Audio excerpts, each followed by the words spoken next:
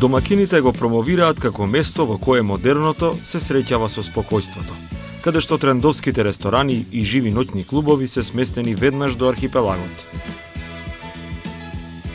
Добре дојдовте во градот во кој можете лесно да дишете и да си го почувствувате сопствениот пулс.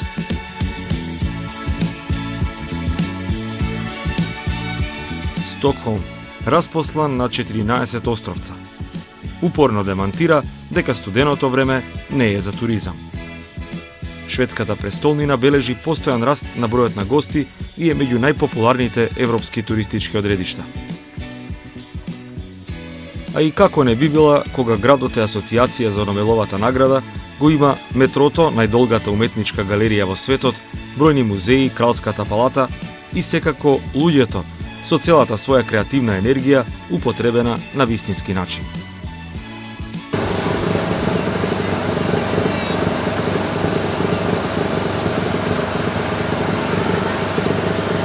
Еден од доказите за тоа е проектот Кралско пристаниште.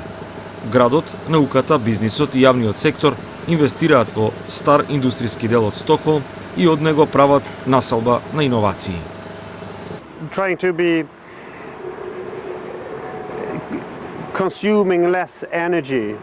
Се обидуваме да трошиме помалку енергија. Ги охрабруваме инвеститорите да градат енергетски ефикасни живеалишта, кои трошат помалку струја преку паметни решенија, добра изолација, добри апарати. Штафан Лоренц е раководител на проектот што го сврте светското внимание. Од 2011-та се градат стамбени згради, градинки, паркови, училишта, патишта. Првите станови се веќе вселени. На теренот во моментов се градат 50 до 60 блокови, а на секој се ангажирани по 1000 работници. Треба да се преосмисли како да се намали потрошувачката на енергија и да се внесат зелени простори во околината. Добро е да се има зеленило за сенка лете, за намалување на звучното загадување или за впивање на поројните дождови во тој период. Неопходни ни се повеќе зелени простори и работиме на тоа да ги охрабриме луѓето на поголема општествена вклученост во градинарството, пчеларството или паметниот превоз. Со планот, до 2030-та треба да бидат изградени 12.000 нови станови и 35.000 нови работни простори со единствена мисија – да се исполнат највисоките еколошки стандарди. Интересно е што и старите градби си имаат функција. Од ова место почнува проектот од иднината на шведската престолнина. Во оваа зграда која што е подигната во 1892 година како управна зграда на тогашната компанија за снабдување со газ, е сместен тимот кој што раководи со проектот наречен Пристаниште на Стокхолм. Вака, во мала верзија, изгледа проектот во источниот дел на Стокхолм. Во сите иновативни решенија што се намаса и на терен, едно веројатно ќе збуни многумина во Македонија.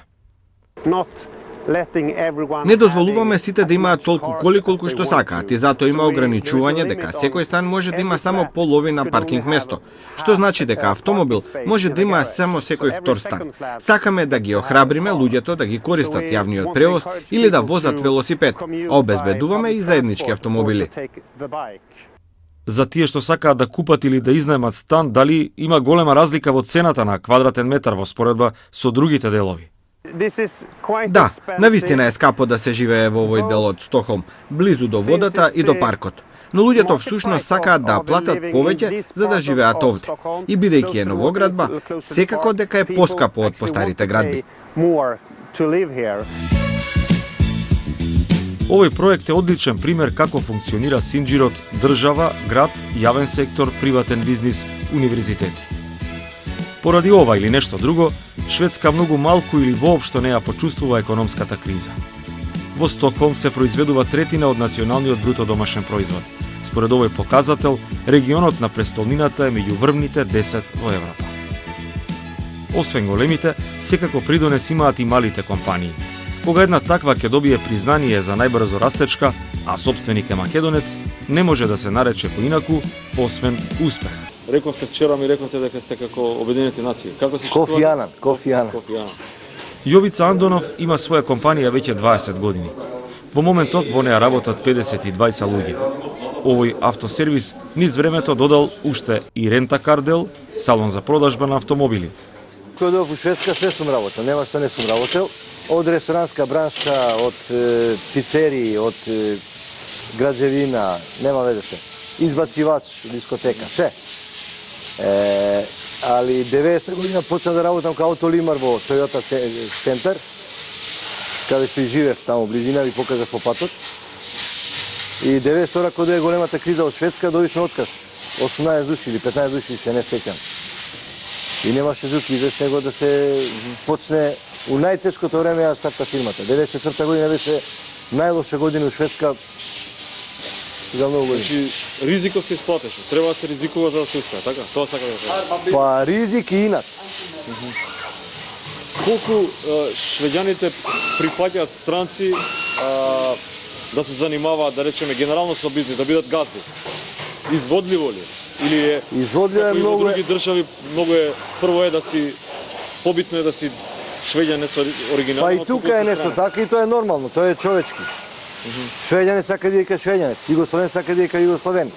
Арапка е арап и тоа е сосема човечки и људски и нормално.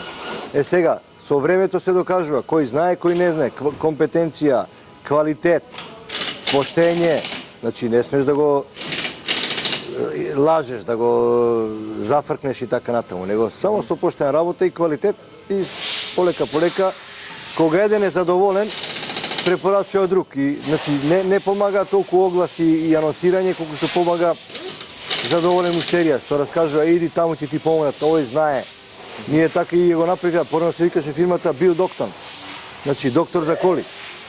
И сите околу сервиси што беа околу мене, големи сервиси, сега више и дури не постојат, праќаа коли што они не може да ги поправат, јас да ги правам.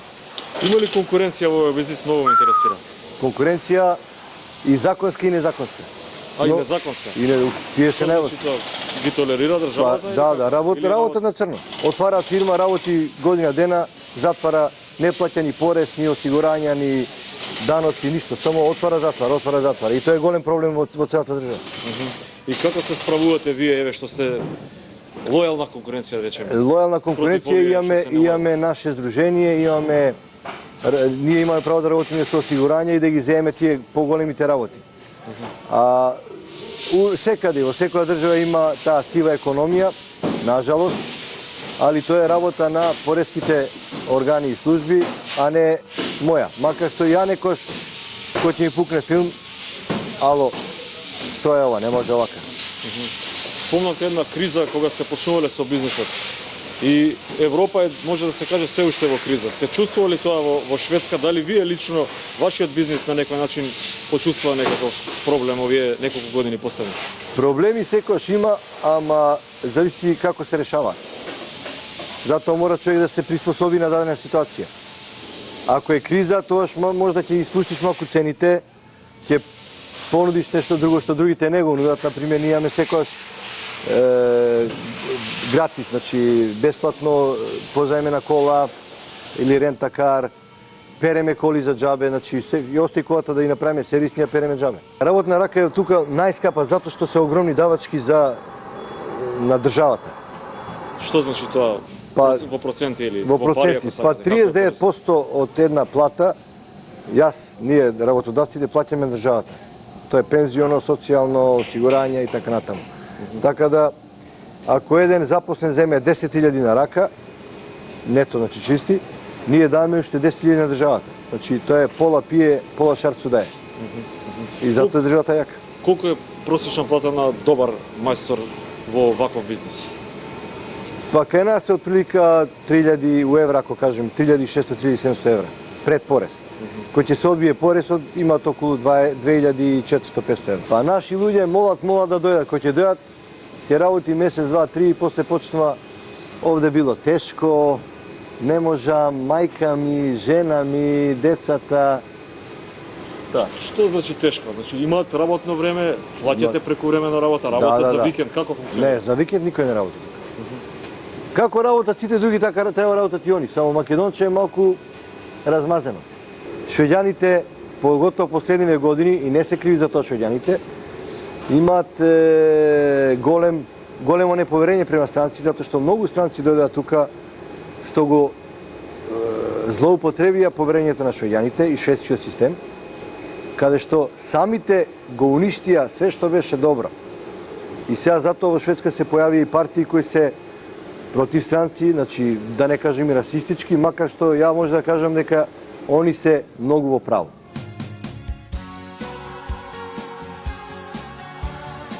Овој пасиониран ловџија, член на Шведското кралско ловечко друштво, во својата биографија од неодамна додаде уште нешто. Го основаше Сдруженијето Свети Јован, во кое се обединети бизнисмените од земјите на поранешна Југославија, кои живеат и работат во Шведска. Андонов е спонзор на спортски клубови, на филмски фестивал, тој е член на Ротари клубот. Одличен пример за интеграција во државата на доселеници и етнички заедници. Тој е особено почитуван во стокхолмската општина Јарфала, одскоро и како активен политичар во партијата на умерената десница. Оваа партија е во опозиција, но од оландските локални избори го имаше градоначалничкото место.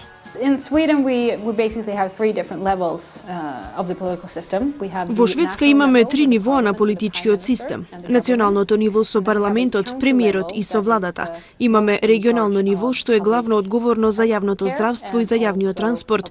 И имаме општинско ниво одговорно за училиштата, социјалната помош, локалните патишта и слично. Нема избори за градоначалник, туку ве поставуваат за градоначалник кога вашата партија или коалицијата ќе добија мнозинство од гласовите во општината. Затоа, за да станете градоначалник, мора да бидете член на политичка партија и не ве бираат директно гласачите, туку вашата политичка партија. Во моментов во шведскиот парламент има 8 политички партии, а исто така и во градот. Во некои општини има и голем број партии, а во некои општини градоначалниците се од локалните партии кои не се представени на национално ниво. Умерената партија е голема и пред неколку недели наше беше премиерското место. Иако во опозиција, заеднички работат за повеќе работни места и подобри услови за животот на локалните луѓе.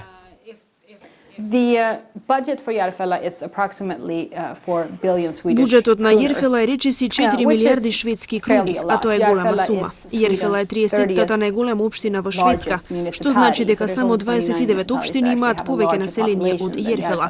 Се разбира дека тоа се многу пари и се користат во различните области што ви ги наведов, како училиштата и социјалната помош. Најголемиот дел од буџетот оди за образованието. Почнувајќи од градинките па се до 9-тото оделение, образованието е задолжително за шведските деца. Имаме и средно образование кое што е доброволно и трае 3 години. Сето тоа се финансира со општинскиот буџет.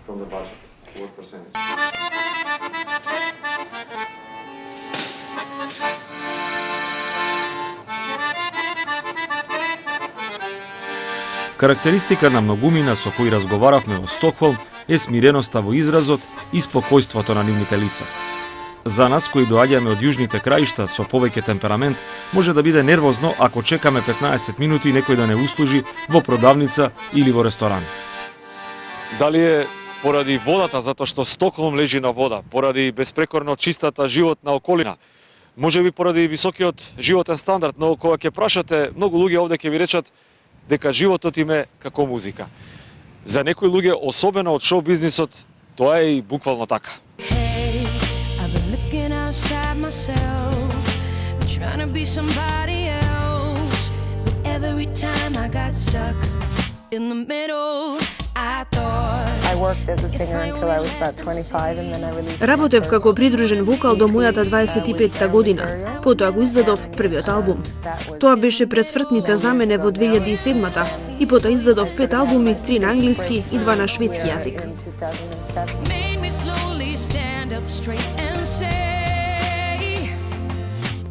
Сара Дон Фајнер е поп и джез пејачка, композиторка, актерка, водителка, позната во Скандинавија.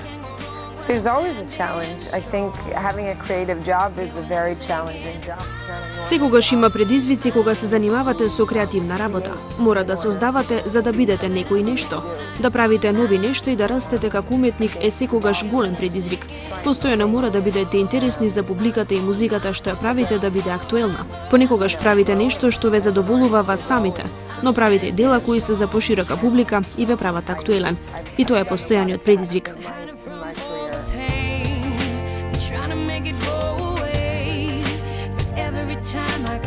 И на крајот остануваат нели дела, нешто што го направи Аба, песни кои доживуваат постојано нова младост. think a good song is a good song no matter when it was written. Добра песна е добра песна без разлика кога е напишана и најдобар тест е кога ќе обстане низ времето. Мислам дека АБА е одличен пример. Направија повеќе пари откако се распаднаа како група, споредено со времето кога имаа турнеи. Нивните песни преживеа многу години и многу контексти, особено со појавувањето на филмот Мама Мија. Како е овде да се биде уметник? Колкав е пазарот? Имате ли поддршка од бизнис секторот? Scandinavia has a very rich music culture and Скандинавија има многу богата музичка култура, има многу живи концерти и музика на радијата. Исто така извезуваме многу музички автори и песни во остатокот од светот. Некои од најголемите светски автори на песни се швеѓани. Во смисла на извоз, мислам дека сме многу голема држава, ако имаме на ум колку иностранци доаѓаат овде за да добијат песни. За уметник како мене, ова истовремено мал пазар, бидејќи овде живеат само 9 милиони луѓе и 4 милиони во Норвешка. Но ако имате суштинска кариера, може да имате голема публика и да издавате албуми и да одржувате концерти. Мислам дека музиката е еден од врвните извозни производи на Шведска, заедно со IKEA и Апсолут водката, Volvo и уште неколку други имиња. Но бидејќи тие не се собственост единствено на швеѓани, може да се каже дека да, музиката е голем извозен производ.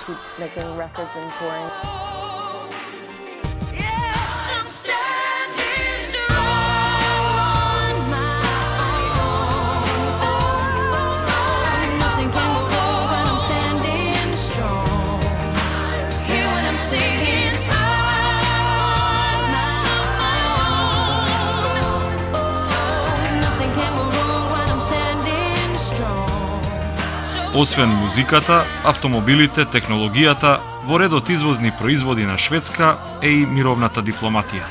Поранешниот шведски амбасадор во Сараево вели дека главна причина за тоа е филозофијата и чувството дека Шведска живее во мир 200 години и треба да им помогне на другите. По последните терористички напади во Франција, растечкиот антиисламизам во Европа, го прашавме дали земјите членки и самата Унија прави доволно за превенција. Европската унија не е воена, туку организација за соработка. Незината главна улога е да ги направи границите помалку опасни и да биде символ на соработка, а не символ на поделби. Дали Европската унија презема ефикасни чекори на глобално ниво во однос на тероризмот и криминалот? Би рекол дека не. Може да се направи повеќе, но сметам дека Европската унија не беше првично создадена за таа цел. Сметам дека се воспоставуваат се повеќе овластувања и на тоа ниво, но не можам да кажам дека правиме доволно. Може да се направи повеќе.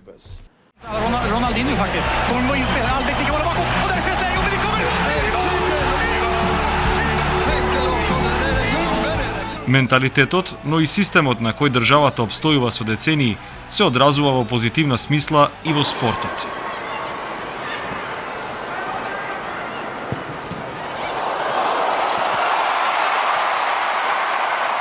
Низ годините шведските спортисти се многу успешни, било да е тоа во фудбалот, во тенисот, за зимските спортови и да не зборуваме. Денеска овде во Стокхолм прашуваме во што е тајната на успехот. You need passion and you need to be organized. Мислам дека ви треба страст и организација за да извлечете нешто од мала земја, а ние имавме успех во повеќе спортови. Ако сакате да постигнете нешто, само потрудете се и ќе се организирате. Мислам дека тие две работи не направи успешни. И во женскиот фудбал. Шведска стигна до 5-то место во светот, а најзаслужна е Пија Сунхаге.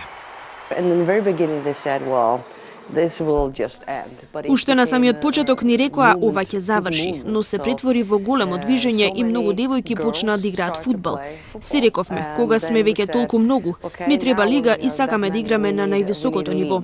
Вложивме многу енергија, работевме заедно и беше многу напорно бидејќи сметавме дека не треба да има разлика меѓу момчињата и девојчињата.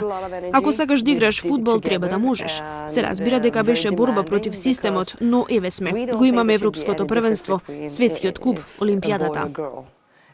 На Балканот мислењето е дека ако немате буџет, не можете да постигнете ништо.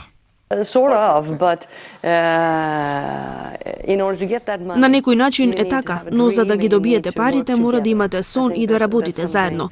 Треба да имате страст, да соработувате, да знаете што треба да се направи и потоа ќе смислите како да ги добиете парите.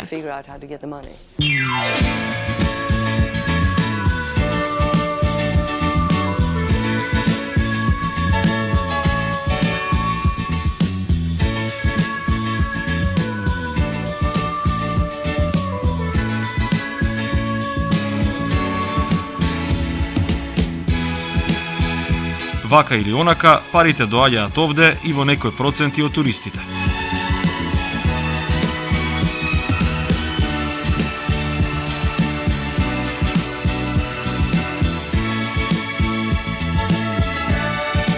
Во оваа Венеција на северот, што е второ име за Стокхолм, според последните статистички податоци во октомври биле остварени 1 милион ноќевања.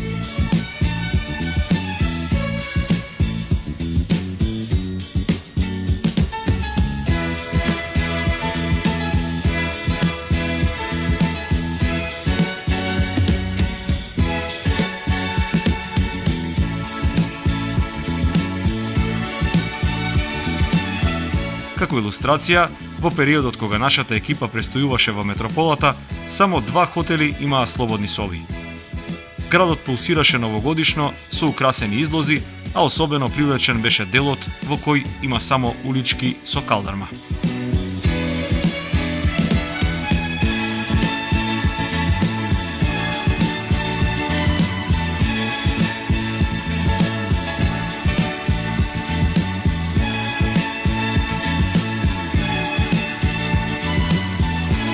И архитектурата на Стокхолм е одраз на филозофијата на животот на овдешните луѓе, а тоа е да се сочува се што е старо вредно и да се одржува чисто, што е најбитно.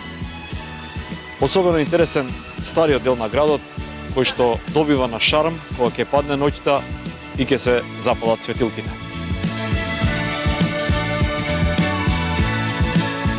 Утре е нов ден кој носи нови доживувања. За да ја продолжи романсата на вода, распослана на 14 острови.